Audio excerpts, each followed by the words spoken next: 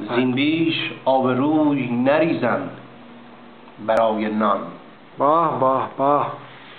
زین بیش آتش دهم به روح طبیعی به جای نان.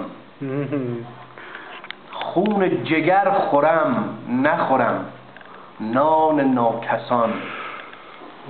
در خون جان شوم نشوم آشنای نان.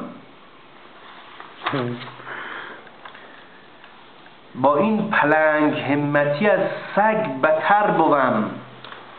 گر زین سپس چو سگ دوم اندر قفای نان.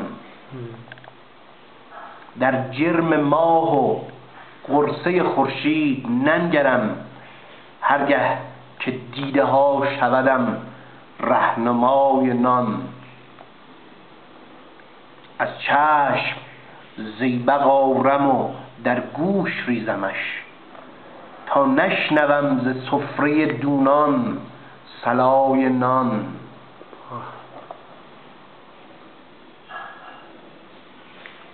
چون آب آسیا سر من در نشیب باد. گر پیش کس دهان شودم آسیای نان.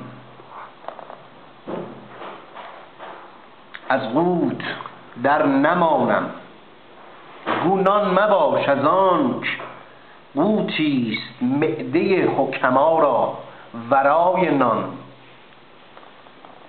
چون آهوان گیا چرم از صحنه های دشت. گیاخوری خط کرد. اندی که نگذرم به در دهکیای نان. تا چند نان و نان که زبانم بریده باد. کآب امید برد امید عطای نان. آدم برای گندمی از روزه دور ماند.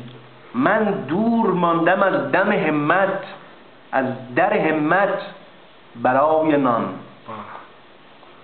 آدم ز جنت آمد و من در سقر شدم. او از بلای گندم و من از بلای نان. یا رب ز حال آدم و رنج من آگهی. خود کن عذاب گندم و خود ده جزای نان. تا کی به دست ناکس و کس زخمها زنند بر گرده های ناموران گرده های نان.